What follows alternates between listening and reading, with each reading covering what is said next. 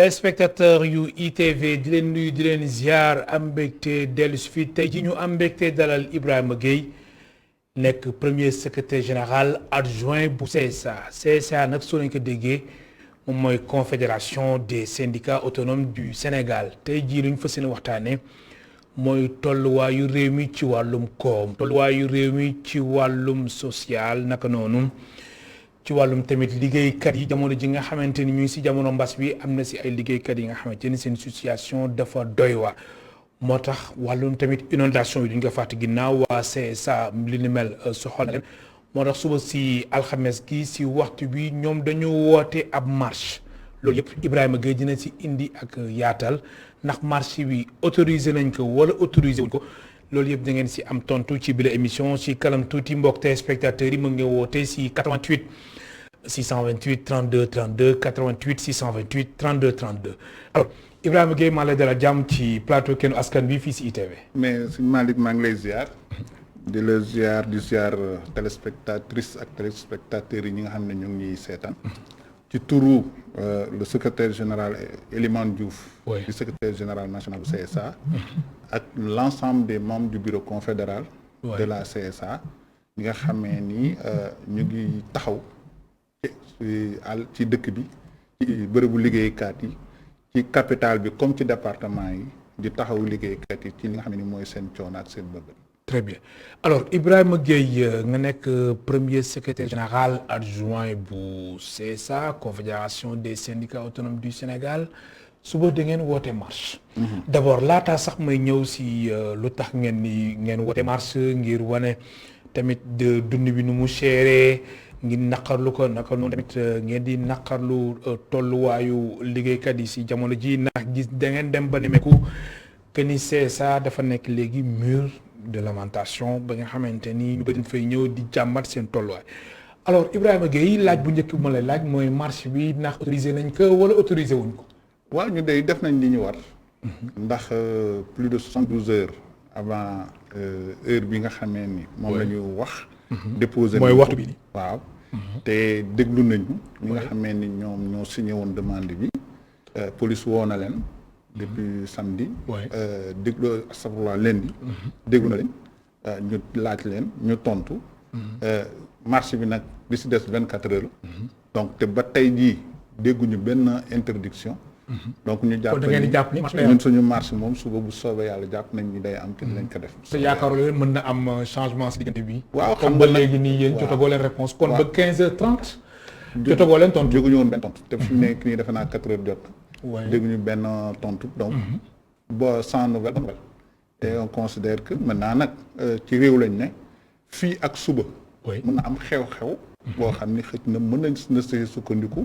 pour wax waaye lu làmmi di wax xel boo koy jàpp su ko nopp déggee bu ko xel mënee jàpp rek ñun leen si jàpp mais ñu ko fii ñu toll nii bu subaa ci waxtu wii incha allah dinañ nekk place de la nation ngir fas yéene def li nga xam ne mooy marche bi ñu organisé place de la nation ba RTS incha allah kon jamono ji yéen yemm ngeen pare ngeen pancarte yeeg yëpp ngir suba ngeen wane li leen metti si réew mi moo ñu xaw a tardeloo tuuti sax parce que wax dëgg yàlla liggéeykat yi fépp ci Sénégal ñu ngi woote même ba ay Tamba ñu ngi woote parce que lii nga xam ne moom la CSA sumb dafa nekk lu nga xam ne ni mbébétu liggéeykat yëpp la te CSA dafa nekk organisation boo xam ni Iba Ndiaye ji bokk na si ñi ko sas te ku ko xam ni du nit koo xam ni day tëb rek wax dégg nañ nag ñu bëri ñu ngi koy wax ci centrale syndicale yi dañu ne nemm kenn déggu leen yooyu yëpp ñu koy dégg mais wax ba wax jotee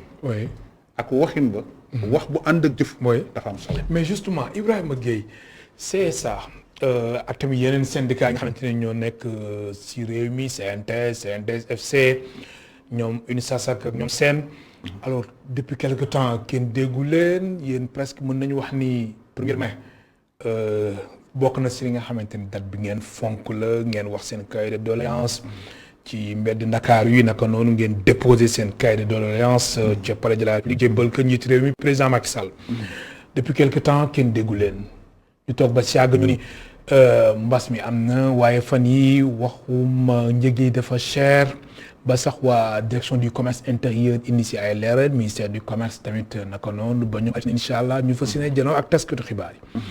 léegi yéen ngeen taxaw génn depuis quelque temps kenn déggu leen. lan moo tax ban contexte bu favorable moo waral jamono jii ngeen taxaw ni da ngeen di génn amal marche. waaw xam nga su dee kenn déggu leen. est-ce que déglu nañ ñu. parce que ku ñu déglu kuy wax te dégluwuñu la kenn du la dégg. da ngeen doon wax kenn dégluwu leen. waaw parce que ñi doon wax ci mu gën a kawe. wala ñuy yuuxu ñooñu dañuy daal di mëdd ñi nga xamee ne dañuy wax bu teey. maanaam dañ agitation si dëkk bi. waaw dafa bëri. toll woon na foo xam ni ku ne day wax. ku ne day wax te ku ne da ngay bëgg a jël place ku ne. kon réew mi foofu la toll daal. waaw dafa toll foo xam ni wax ji du bëri. oui. ba kenn ku nekk da ngay sax wàcc li nga xam ne yow xëj na moo doon sa ànd. dem bi defi leneen. te loolu yëpp xëj na sax pour wane ni. oui ñi war a def lii defuñu ko. mais revendication syndicale du rek def conférence de presse. du ñëw rek ci télé wax li ngay wax après dellu dem sa kër toog. parce que sécurité du travail travailleur la. sécurité emploi la. ndax travailleur bu fekkee dafa am jafe-jafe. yow ngay organisation syndicale sa doxalin mënta yam ak doxalin ki nga xamee ni day ñëw fexe ba journaliste yi ñëw. ñu wax li ñuy wax après moom mu dem tëddi këram yow nga des ci sa problème bu dee organisation syndicale. def conférence de presse. dafa nekk rek ci procédure normale de lutte syndicale maanaam siiwal problème bi. oui exercer pression ci ki nga xamee ni mooy ki yor bërëbu liggéeykaay bi pour que moom mu woote négociation wala mu régler problème bi. donc processus mais loolu avant loolu yëpp. oui da ngay dem inspection du travail. ñu def conciliation su conciliation amul nga dem justice am na dossier yoo xam ne di nga topp pendant 20 ans. am na dossier yoo xam di nga toog pendant 15 ans 20 ans 25 ans. yëpp ci wàllum yoon. te loolu yëpp ci wàllu yoon. te loolu syndicat bi organisation syndicale bi moo koy def mais ki nga xamee ni dafa nekk agitateur mënul lool. moom bu génnee fii wax ci li mu ciy wax. pare na ñëpp dégg ko. dem na tëdd kër dàq liggéeykat bi. bu boobaa liggéeykat bi amul lu mu jox njabootam lu wax donc loolu moo tax syndicat yi organisation syndicale yi seen doxalin mënta yem ak li nga xamee ni mooy li xew ci réew mi léegi. muy lu xam rek nga dem Facebook dem Instagram wala nga dem ci télé yeeg plateau yi. di wax te parfois la ñuy wax bu lorul liggéeykat bi dimbaliwu ko. alors Ibrahima Gueye bokk na si li nga xamante ni moo leen naqadi yéen waa CSA. mooy dund gu cher. daan ñëw sax ci kanam tuuti si nekkinu travailleurs yi. nga xam ne si ay travailleurs yu bëri yu ñàkk seen liggéey. mais d'abord dañ koy tàmbali ak tamit. dund gu cher gi njëg li yokku na ba pare état wu Sénégal génne indi si ay leeral ba pare ni stabiliser na prix yi alors loolu yëpp ba mu fi amee ba léegi seen xel moo dalul wala lan wala da nga jàpp ni prix yi nu mu chéré woon moo fi nekk ba tey. waaw xam nga njëg yi dafa ëpp dayoo ndax at yi ñu weesu li yokk ci njëg yi toll na foo xamee ni liggéeykat bi yokk salaire am amaana nguur gi yokk na ay xeex nañu def ay négociation nguur gi am na salaire privé yoo xam ne yokk na ko au niveau du public am na mais xam nga lay yoon mooy am tant que méngoowul ak soxla ñàkk day am ndax bu dee da nga soxla 100 francs yor juróomi dërëm du sotti xamal ni ñàkk nga du sotti parce que 100 francs yooyu mooy tax nga dund boo xam ne dund bu mucc ayib la ba pare ànd ak sa ngor ak sa dignité te loolu mooy li nga xam ne mooy wareef képp kuy dund ci kaw suuf da nga war boo amee soxla nga jóg nga dem faj ko ba tàllal loxo bañ a def ay rumbalaat yoo xam ni day tax nga am et li nit ñi di fayeeku tey njëg yi ak soxla yi maanaam daf ko doublé wala mu ëpp ko lu mat ñetti yoon bu fukki yoon te loo xam ni mënta ñàkk la jënd ceeb ak diwlin mënta ñàkk fay ndox mënta ñàkk courant fay location mënta ñàkk fay courant mënta ñàkk feebar faju mënta ñàkk te loolu xaalis a koy def te liggéeykat bi yaakaarewu ko lu dul ci salaire am kon su fekkee ni yooyu dañoo yokk ba mu kenn mënut see jot liggéeykat bi tey li nga xamee ne mooy amam yokkuwul wala na mu yokkoo mënta tax mu jariñ mu faj ay soxlaam. maanaam daal tuuti lay yokk. tuuti lay yokk salaire yi day yokk tuuti. comme tungu ne mais njëg yi dañuy yokk comme géant donc loolu différence boobu moo am. oui donc ñu gis ni liggéeykat yi ñu ngi laaj te li ñuy laaj. mooy nguur gi ñaar rek mun a am soit nga yokk salaire yi wala nga wàññi njëg yi ba ñu tolloog salaire yi waaye li wa illaa li nga xam ne moom lañ bëgg mooy liggéeykat bu liggéey ba pare bu weer deewee bu jotee li nga xamee ne moom mooy salaire am mu mën ci suturlu moom ak njabootam parce que loolu moo tax nit ñi di xëy 6 heures du matin. oui ñi di xëy 5 heures du matin di wàcc minuit muy nag liggéeykat bi nga xam dafa nekk ci formel bi. comme ki nga xam ne dafa nekk marché la Joola bu xëyee fajar dem di fajar. très bien kon su ma la déggee bu baax comme fekkee ni njëg yi fu mu nekk la nekk salaire yi état bi da ko war a yokku. da ko war a yokk boo demee ci yenn dëkk yi mel ni Turquie ñaari at yu ne dañuy xool njëg yi niveau de vie bi. lu mu yokk ñu waxtaanee ak salaire yi yokk ko loolu moo normal. bu fekkee ni Sénégal toll na foofu. war na ko mën Sénégal war na mën loolu parce que nag ñiy liggéey sax yor salaire ñoo bëriwul ci Sénégal en vérité. parce que bu ñu la waxee ni tous les salaires du Sénégal ne font pas 500 000 sur plus de 15 millions. war nga xam lan mooy dundal Sénégal léegi sax ñu ngi wax 6 millions d'habitants 17 millions. donc loolu problème la ça veut dire que donc tey informel bi mooy dundal Sénégal en vérité. ñi nga xam ne ni liggéeyuñu di yor salaire mais dañu yor seen liggéeyu bopp wala ñuy taawataar mais ñooy dundal seen bopp parce que man ñi salarié salaire laa yaakaar dundal sama bopp. mais ki nga xam ne du salarié li ma war moo ko war ndax dafa yor njaboot. kon ñu gis ni créer les conditions yi nga xam ne ni nit ñi dinañ mën a juddulu ay alal bu lew. mën ci faj seeni soxla loolu yëpp dafa bokk ci les conditions économiques parce que man su ma amee sama salaire te yor benn salaire yor presque ñaar fukki nit benn salaire. nga yor si ñaar fukki nit bu fekkoon si ñaar fukki nit yooyu te ñi nga ci yor ay mag lañu ay waxambaane lañ ñenn sax yor nañu ay jabar ak i doom mais bu fekkoon ñooñu ñëpp amoon nañu liggéey di am salaire bu décent yow sa salaire ñaar fukki nit yi nga ci doon yor xëj na dina wàññeeku ba nga yor fukki nit bu boobaa dina gën a yemb ca la nga ca bëgg def. alors tey jii li xam ni moo tax CSA taxaw mooy gis nañ ni liggéeykat yi de plus en plus ñu ngi gën a pauvre mais li gën a yées waxtu sax léegi waxu salaire. mais perte liggéey parce que bëri na ci bërëb yoo. am xëy ñàkk ko am xëy. ba commencé. ñàkk te ñàkkin wi léeg-léeg ñu ne la société bi dafa fay léeg-léeg ñu dàq la. te dàq boo xam ne kenn tëggu ko ci yoon. mais quand même motif économique yu yenn entreprise yi di expliquer loolu tamit yéen yeewu leen wala gëmoo leen ko. motif économique mais loolu aussi day am ci entreprise. quand même non day am Ibrahima. loolu day am parce que ay nit la ñu. xam nga moo tax boo gisee ñuy wax le partage de l'information économique dans une entreprise loolu tam am solo moo tax les comités de dialogue social yi am ci biir entreprise yi. le patron dafa war a partager ak travailleurs yi situation économique situation financière kër gi loolu day tax d'abord ñoom bu ñuy laaj ñu xam ban dayoo la ñu war a laaj. parce que nit ki boo ko waxee li nekk sa poche bu lay ñaan wala mu lay laaj dina la laaj lu tolloog loo xam ni jaadu na par rapport ak li nekk sa poche. mais yow bu fekkee waxoo ko dara jënd oto 100 millions di dem vacances Las Palmas ak France ba pare xëy suba naan ko kër gi amul xaalis wala weer dee fayuloo ko. du sotti de xel mënu ko nangu. du sotti de xel mënu ko nangu. ba wala nga xëy suba ne damay wàññi yow sa train de vie bi ngay mëni. fekk yow yaa ngi si bambula bu. parce que am nit ñi di fàtte. gis nga loo am xaalis boo ubbee société te mënoo machine mënoo dawal sa société du dox. le travailleur est un actionnaire par sa connaissance et par sa force dans la société donc ñooñu il faut ñu sóor leen ni am nañ ci wàll ci ñeneen actionnaires yi ni ñu indee sa xaalis parce que yow mën nga am say millions. tey amal million mënoo ñëw. doo ko jëriñ. alors Ibrahima Gueye ñu nemmeeku que ni jamono ji comme ni nga ko junjee léegi liggéeykat yu bëree dañu ñàkk seen liggéey alors yéen waxtaan ngeen ak liggéeykat yi nga xamante ni bis bu yàlla sàkk dañuy ñëw ci seen siège bi fees fa dell. ba sax seen siège bi léegi mën nañu wax ni siège yu jooyukaay la. mu nekk lu metti tamit si ñi nga xamante ni ñoo ñàkk seen liggéey di leen massa bu baax a baax. alors ñoom seen entreprise yi nga xamante ni ñoom.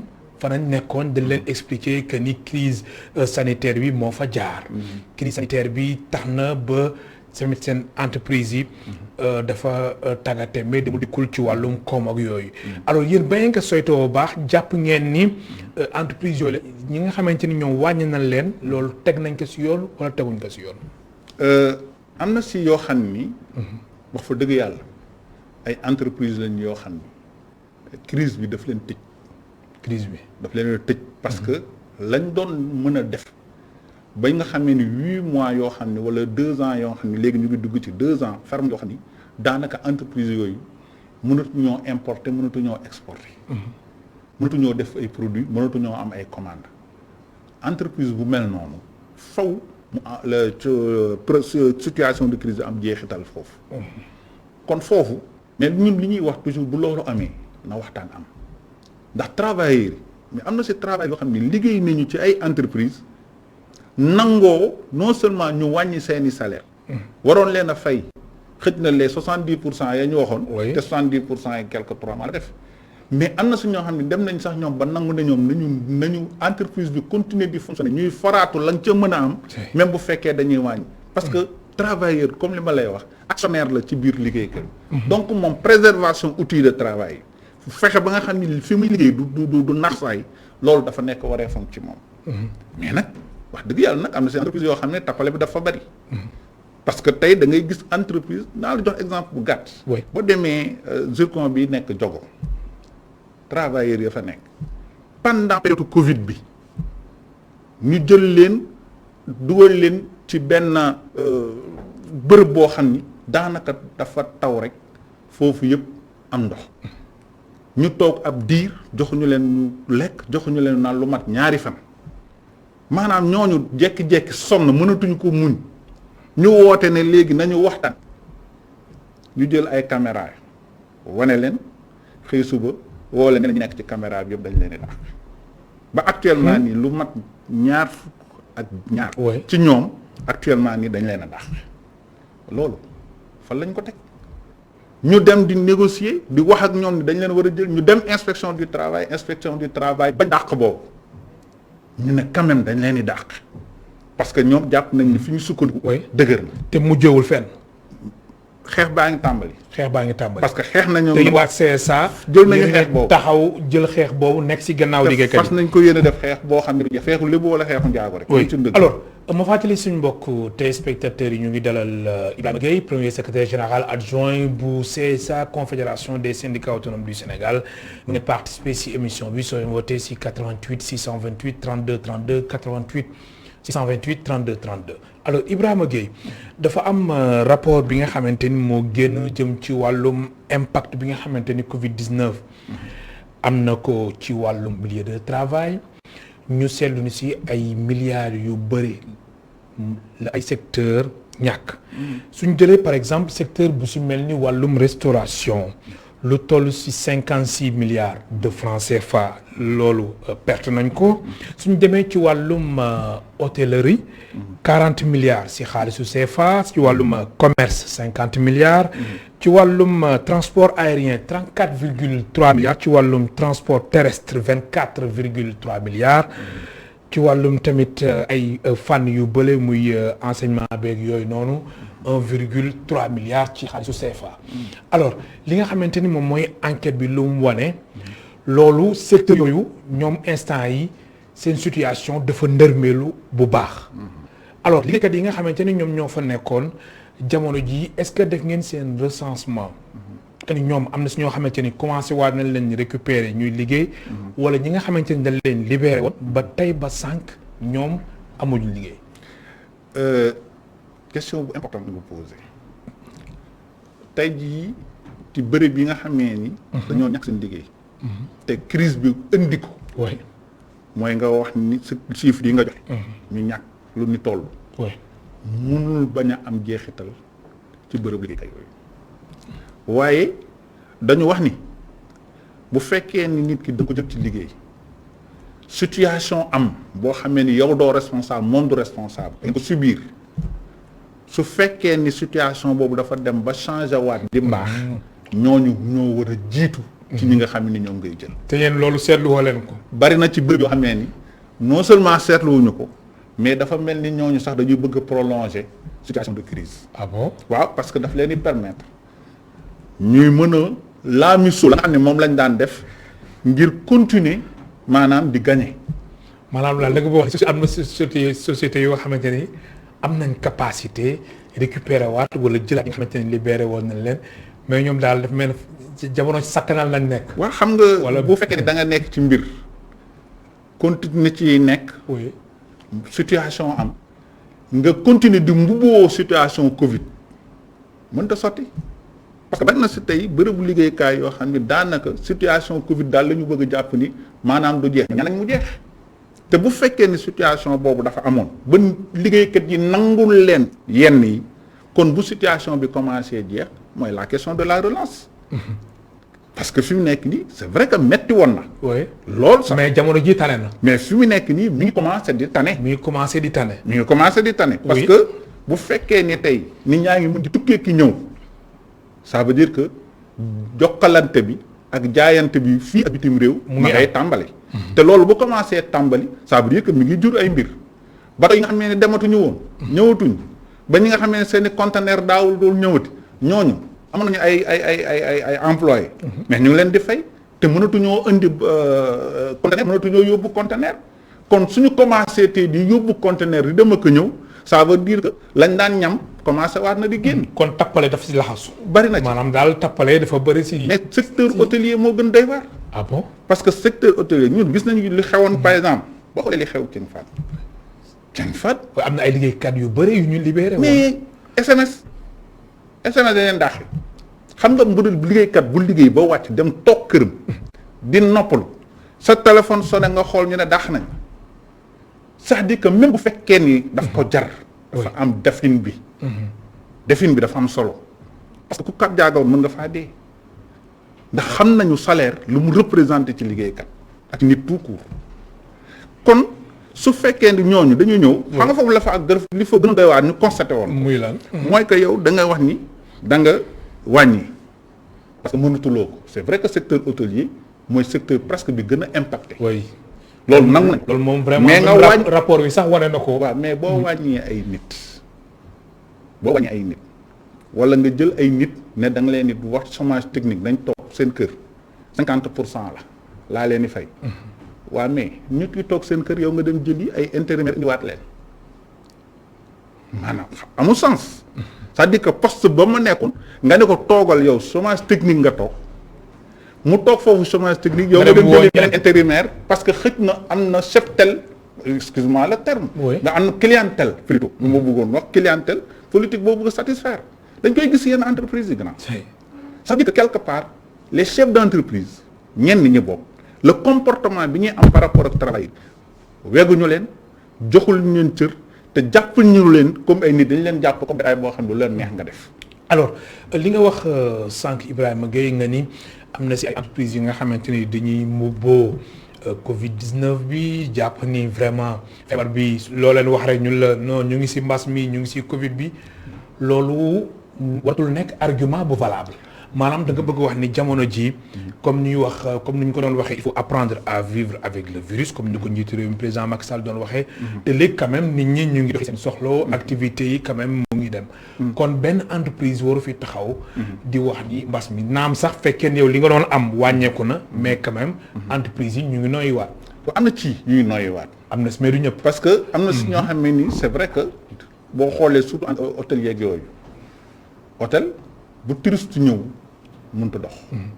ba léegi ñoom fañ nekkoon ñu ngi fa ba léegi waaw parce que dafa bari boo demee Saly. bien sûr dafa bari ay te ñun ñu regroupé leen ci benn lieu donc bu fekkee ni limu touristes yi ñëw dafa néew faw mu am yenn hôtel yoo xam ne ci mën a jot seen wàll te ñooñu dañuy continuer di dund bu metti loolu ku dem Saly ku fa daan dem. demaat fa.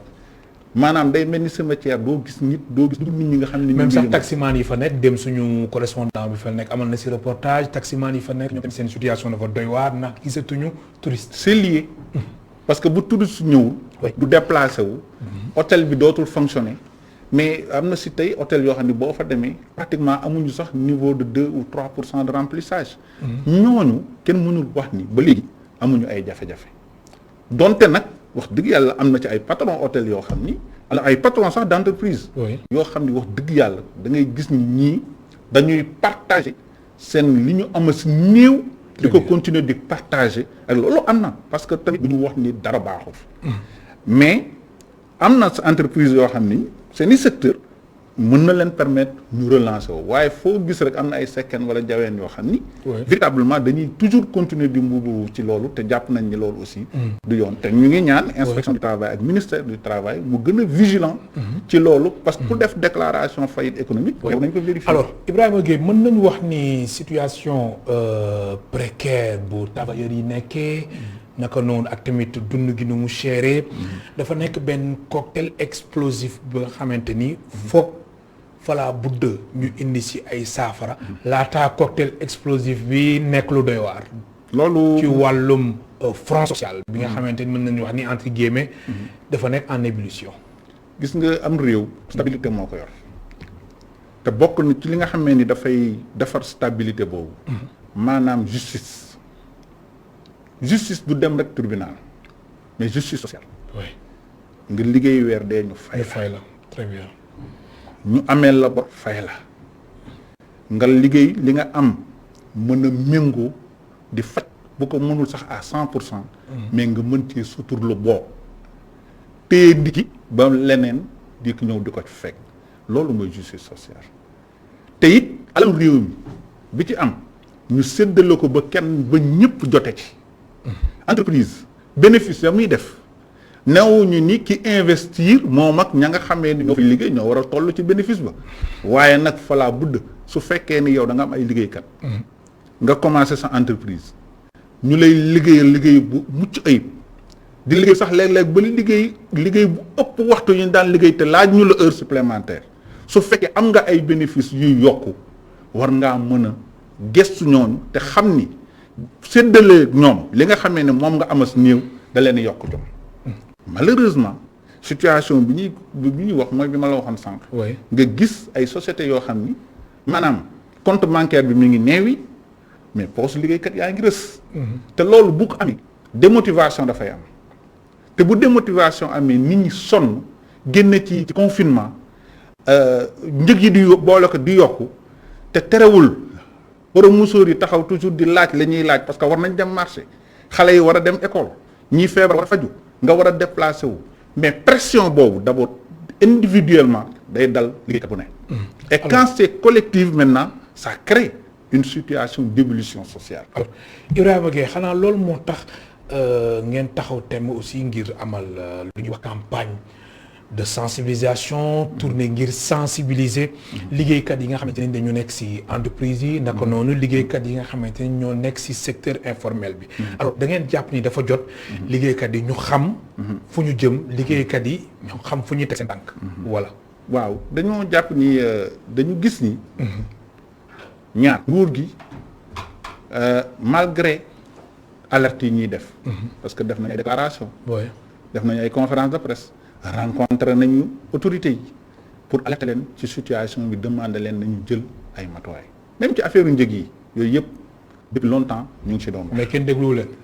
moom laa lay wax rek Sénégal léegi boo yuuxul ci la dégg te gis nga bu ñëpp di yuuxu duñ dégg kenn mais te ñun suñu suñu wareef mooy wax nit ñi dégguñu. wax nguur gi dégguñu mais waxit askan wi dégguñu waxit liggéeykat yi dégguñu. moo tax wax la ñu war a wax la def mais waruñu yuuxu moo tax xëj na ñu jàppoon ni dañ ne pat parce que bu ñu tolloon ci réew ba nga xamee ni ñi war a wax waxatuñu mais ñi warta wax ñoo féetewoo micro bi bu boobaa jaxase day daal di am te ñun dañu jàpp ni nag dafa toll ñu war a wax moo tax ba ñu waree wax dañu jël suñuy matuwaay wax ñu dégg ñu boole ko jëf ju nga xamee ni dafay firnde ni yamuñu ci wax mais dañoo bëgg a fësal parce que marche bi protestation pacifique lañ ko wax pacifique waaw dañuy dox nit ñi ñëw ànd ak ñu ndax boobu ba léegi dañuy ñëw siège di lay woo am na ñoo xam ne sax naan duñu bokkuñu sax ci ay syndicat mais dañu nekk ci bérébu liggéeykat am seeni jafe-jafe ñoo ne dañuy bokk mais amul lenn lu ci laxasu wàllum politique ak tamit élection locale yi nga xamante ni ñuy balaa yàgg ñu dem fi muy le 23 janvier atum 2022 maanaam daal jug bi ngeen jug daal amul benn rapport bu mu am ci wàllum politique. mais ñun ay syndicat lañu ñun organisation syndicale lañu. lii suñu wareef mooy ñu jóg lépp lu suñu àq ak suñu yelleef ñu laaj ko ñi nga xamee ne ñoom lañ koy laaj nag mooy nguur gi amul contexte ndax feebar amul contexte kenn du ko amee feebar te dañoo jàpp ni war a lekk loo war a naanu loo war a liggéey fayeekuwuloo ñu ne la sa entreprise day tëj te teguñu ko yoon feebar la feebar boobu kenn du ko programme te nag feebar moom faju rek te ñun dañu jàpp ni ku feebar bii nga xam ne moo dal ci réew mi dal travailleurs yi nguur gi daf ci war a indi saafara suñu toogee nag feebar liggéeykat yi ñii di perte seen liggéey ñii di tàggalikook seen sago ñii di am ay jafe-jafe ñii dëkk ci mbënn mi di am ay jafe-jafe mais ñun nag dañu war a jóg wax nguur gi moom daf ko war a saafara na ko saafara mais Ibrahima Gueye man lu ma jaaxal mooy syndicaliste yi du CSA rek moo fi nekk yeneen organisation syndicale yi fii lu si mel ni ay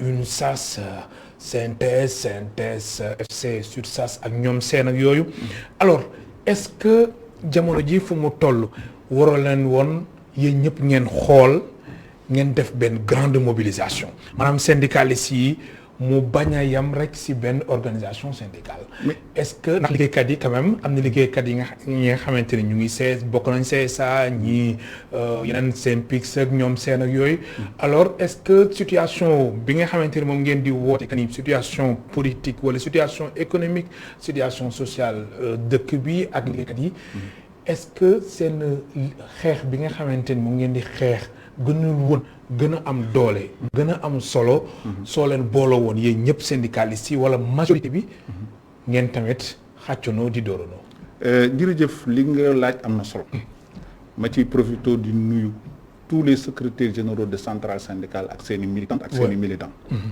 réeroowuñu réeroowoo leen actuellement ñu toll nii waaw syndicat bu nekk boo seetloo moo tax ma naan dañu dul déglu mais daanaka centrale syndicale yëpp yi nekk Sénégal kenn ku ci nekk situation bi yaa ngi ciy wax waaw mais moom laa la wax maanaam waaw waxin bii ku nekk toog sa roq rek maa ngi ñëw wax est-ce que yéen ngeen waxandoo woon gënul woon mobilisation sociale dafa am yoon oui gis nga bu kenn ku nekk waxee yaa ngi mobiliser yow ses propres troupes parce que tey bu CSA wootee mobiliser na ay troupes bu CSA même bu fekkee ñeneen ñi dañ ko ci fekk si jàppale ko ci oui synthèse bu defee déclaration diffuser ko à l'interne ba nga xam ne tous ces militants dégg nañ jot nañ ko ñu ngi mobiliser bu ko UNSAS defee bu ko synthèse FCD ñoo ñëpp kenn ku ci nekk posé nga acte boo xam ni acte de mobilisation interne la loolu mooy cëppi-cëppi bi maanaam mooy mise en tranche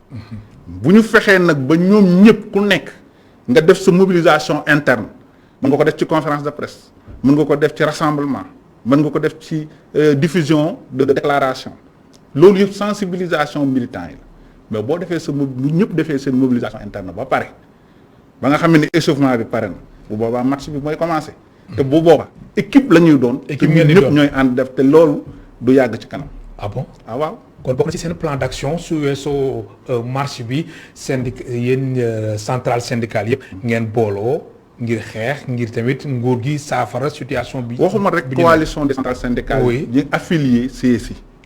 mais toutes les autres centrales syndicales le plan d'action mooy dem seeti ñëpp ñu toog yëkkatandoo dóorandoo te li ma lay wax nii. mais j'espère nekkul loo xam ne ni. mais j'espère que duñu àgg ci grève générale comme des fois yi xamante ni. ñaanuñu ko yàlla. yéen dëkk yi duñ koy woote quand même. j'espère que non duñ ko àgg. ñaanuñu ko yàlla. oui xam nga contexte bu nekk ak laaj tontu ba mu laaj. pour le moment yëglu moo jot woo nguur gi gis nañu mu def ay effort parce que plus de 46 milliards ou 56 milliards état bi renoncé na ko pour stabiliser prix yi. oui du neen. am solo la parce que état bi soxla na ko pour leneen mais mu def ko foofu mais dañuy jàpp ni suñu continuer di wax continuer di waxtaan faw ñu trouver ay solutions mais damay wax ni c'est le contexte qui détermine la posture fi mu toll nii yëglu lañ toll syndicats yeeg centrale syndicale yi ñu ngi yëglu su situation bi demee ba nguur gi dégluñu. ñu toog ak ñoom waxtaan ak ñoom jëlaat pacte social bi waxtaan si parce que li dul dëgg nag mooy mënuñu wax ni oui c'est bon nañu déglu ñuy continuer di dootu liggéeykat yi si entreprise. mais justement pacte social bi nga wax léegi Ibrahima Gueye et de stabilité donc économique de l'émergence économique. alors pacte social bi chaque année si seen cahier de doléances yi da siy nekk. pacte social bi fan nga si toll. waaw xam nga pacte boobu 3 ans la waroon durer. waaw bi mu paree 3 ans def nañu évaluation. effectivement bi ñu defee évaluation wax nañ leen ni ñun. lu ci bëri gisuñu suñu bopp. si pacte social bi. waaw tey jii stabilité de l'émergence. président demandé na ñu saytuwaat pour waajal beneen. effectivement. waaye comme pacte ñaar a koy signé ñoom état bi ak ñun ñi nga ak patronat bi ak ñun travailleurs yi yàlla nañ ci gis suñu bopp parce que buñ ci gisul suñu bopp fas ñu koy yéene si. su fekkee ni état bi indiwul ay garantie yu wóor yu wane ni non seulement yi nga xamee ni moom lañ jotoon a signé def nañ ci ay jéego yu mucc ayib ñu firndewaat ne ñoom dinañ ko def indi ci ay garantie yu leer jàpp nañu pacte bii di ñëw yéene nañ ko parce que pacte de stabilité sociale. oui en fait li ko ñu yaakaaree du loolu. du que syndicat yi wala centrale syndicale yi dañoo waafal nguur gi déedéet dañ ne. nguur gi ñun lii ak lii ak lii ak lii lañ soxla nguur gi ne lii ak lii ak lii laa bëgg ñu defee ko. oui ñu saytu ko ne d'accord nañ ci kon su nguur gi defee la ko war ñun obligation la ñu respecter li ñu war. mais su nguur gi deful li ko war amatuñu obligation. am na solo alors Ibrahima Gueye lu ñu desee ci ay simili bëriwul dañuy wax beneen ponk bi nga xamante ni soxal na waa CSA di confédération des syndicats autonomes muy wàllu mbënn mi ndax yéen da ngeen di naqarlu chaque année plan Orsec ñëw mbënn bi am plan Orsec su amee at bii di ñëw nawet tamit am ñu nekkaat ci inondation ba kañ. moom la ñuy laajte parce que jàpp nañ ni mënuñu tudd ay milliards yu bëri yi nga xam ne nee nañu def nañ ko ci biir mbënn mi te at mu ne même situation bi di dellu si c'est-à-dire que ñab-ñabal moo baaxul ñab-ñabal moo baaxul bu fekkoon ni def nañu la nga xamee ni moo ca war jëlee taureau par les cornes parce que gis nga nit bu dëkkee ci déeg tànkam mi ngi taw saa yu tawee déeg bi day bal mënoo faa ñab-ñabal def fa ay parce que ndox kenn du ko karaki loxo nit ñi dëkk ci foofu tey dañu war a seet parce que suuf si ñuy jël di ko joxe pour peut-être ay ñu koy exploiter wala ñu jóge bitim réew ñëw di investir defar kër d'accord baax na mais priorité bi mooy ñi nga xam dañoo dëkk ci ndox mi ñu génn leen parce que nag responsabilité état la. parce que ba ñu tabax état nga leen di gis te waxu ci dara état xam na les zones yi nga xam ne mën nañ faa tabax ak yi ñu warul tabax. mais nga gas def fondation yëkkati dëkk pendant lu mat fukki at ndox ma am fa. ñu ne la fii war a ñu ne fa war a foon tabax yow foo newoon te ñu lay fay pour nga surveiller territoire bi ñu lay fay pour nga xool service yooyu la nga seen liggéey. bu fekkee ni dañoo service yooyu dañoo dépassé ne leen état bi tax créer yeneen service yu nga xam ne ñooy surveiller loolu. am na parce que kuy tabax na nga war a am autorisation. Ibrahima Gueye maa lay gërëm bu baax di la sant. ñu ngi sant di la daanelee. li ñuy daanelee mooy bu ëllëgee. ñu ngi ñaan bépp sénégalais waxuñu rek liggéeykat mais képp koo xam ni jàpp nga ni war nga ñëw dooleel liggéeykat dooleel askan bi ci lii ñuy laaj ñu ngi lay ñaan bu subaa bu 3 heures jotee ñu daje place de l'Obélisque fësal li ñu naqari. marche pacifique. marche pacifique la. dox dem ba RTS ci diggante bi képp koo xam ne am na lu la naqari ci li nga xam ne moom la ñu wax. mu di si wàllu social. nga yëkkati si sa kàddu ku fa ñëw nag dañ la dalal ànd ak yow yàquñu indiwuñu fitna.